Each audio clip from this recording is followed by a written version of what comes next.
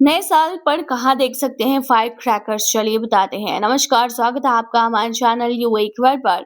Dubai में नए साल की शाम का माहौल हमेशा खास होता है। जैसे जैसे 2026 का काउंटडाउन नजदीक आता है, पूरा शहर रोशनी, म्यूजिक और जबरदस्त आतिशबाजी के लिए तैयार हो जाता है। अगर आप सोच रहे हैं कि नए साल की रात आतिशबाजी कहाँ देखें, तो ये है दुबई की सबसे बढ़िया और भरोसेमंद जगह जिनके बारे में हम आपको बताएंगे। तो सबसे पहला है अटलांटिस द पाम। यहाँ नए साल की शाम एकदम ग्रैंड होती है। लाइव म्यूजिक, बड़ा गाला डिनर और ऊपर से शानदार आतिशबाजी। बच्चों के लिए अलग पार्टी जोन भी रहता है। टिकट यहाँ के काफी महंगे होते हैं, लेकिन अनुभव वाकई यादगार होती है। तो अगर आपकी जेब में भर भर के पैसे हैं तो आप जरूर यहाँ जा सकते हैं। दूसरा है बब अल शम्स डेजर्ट रिजॉर्ट। अगर शहर की भीड़ से दूर रहकर नया साल मनाना चाहते हैं तो ये बढ़िया ऑप्शन है। रेगिस्तान के बीच लग्जरी माहौल और रात में आतिशबाजी। होटल में डिनर बुक कर सकते हैं या फिर आसपास से फ्री में भी फायर वर्क्स देख सकते हैं। बुर्ज खलीफा। दुबई की पहचान है बुर्ज खलीफा। नए साल की रात यहाँ का शो दुनिया भर में मशहूर है और यहाँ पर काफी भीड़ भी आपको देखने को मिलती है।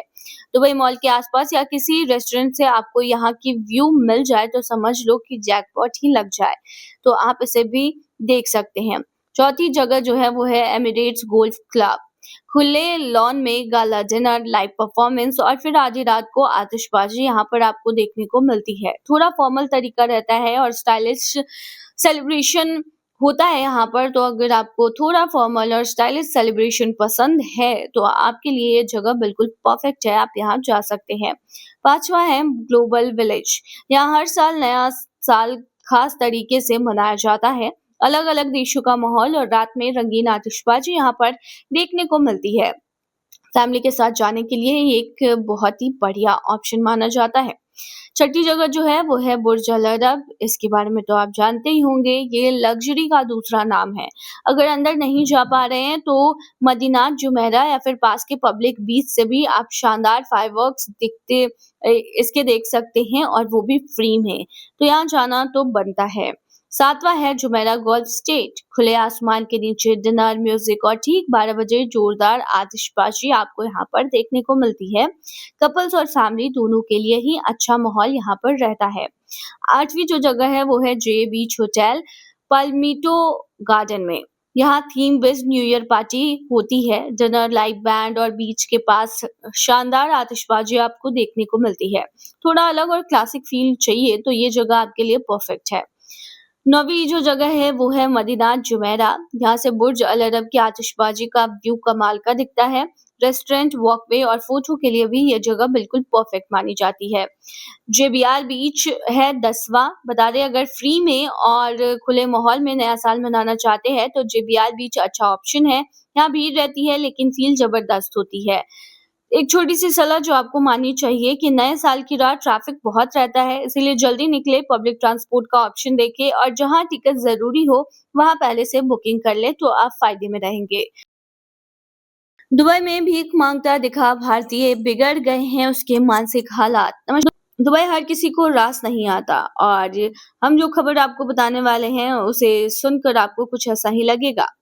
मानसिक हालात बिगड़ गया एक भारतीय की। बता दें कि मानसिक हालात बिगड़ने के बाद दुबई में तेलंगाना का एक प्रवासी मजदूर सड़कों पर भीख मांगते हुए मिला है।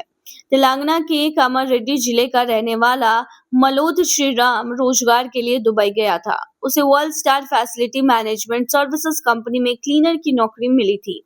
लेकिन दुबई पहुंचने के सिर्फ 2 दिन बाद 11 नवंबर को उसकी मानसिक तबीयत अचानक खराब हो गई। श्रीराम कंपनी के लेबर कैंप में रह रहा था, लेकिन मानसिक परेशानी के चलते वो लापता हो गया। करीब 1 महीने बाद उसे ढूंढ लिया गया और वापस कैंप लाया गया। आरोप है कि इसके बावजूद कंपनी ने उसे दोबारा कैंप में रहने की इजाजत नहीं दी, जिससे वह बेघर हो गया।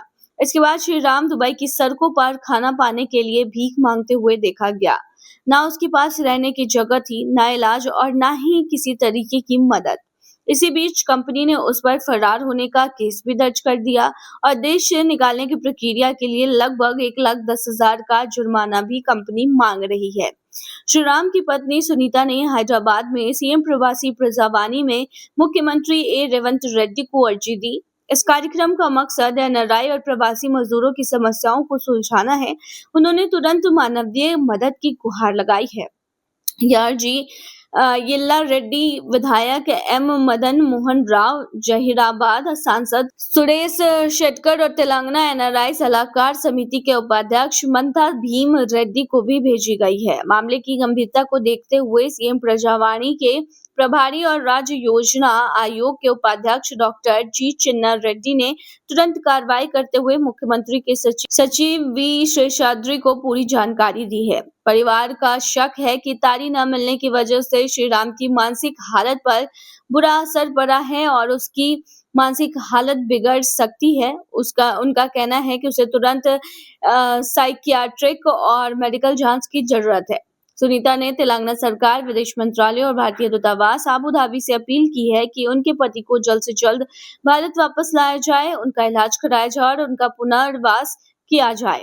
उन्होंने बताया कि परिवार बेहद गरीब है, ना तो जुर्माना भरने के हालात में है और ना ही यात्रा का खर्च उठा सकता है।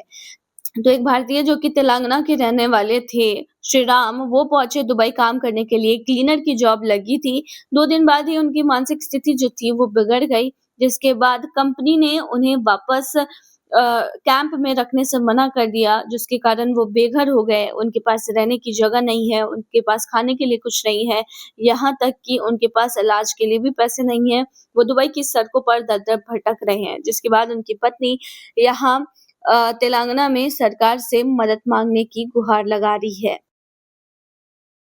नए साल की शाम मनाने के मुफ्त तरीके बिना एक दिरहम खर्च किए हुए, कौन से वो तरीके हैं, चलिए बताते हैं। तो साल 2025 अब अपने आखिरी दौर में है और दुबई 2026 के स्वागत की तैयारियों में जुट चुका है।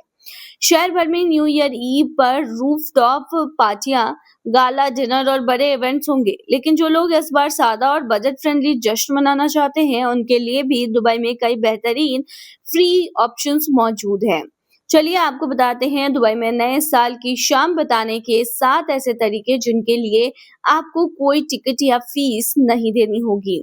तो सुकेन बीच पर नाइट स्विमिंग का आप मजा ले सकते हैं। नए साल की रात समुद्र में तैरकर शुरू करना चाहते हैं तो सुकेन बीच एक अच्छा ऑप्शन है।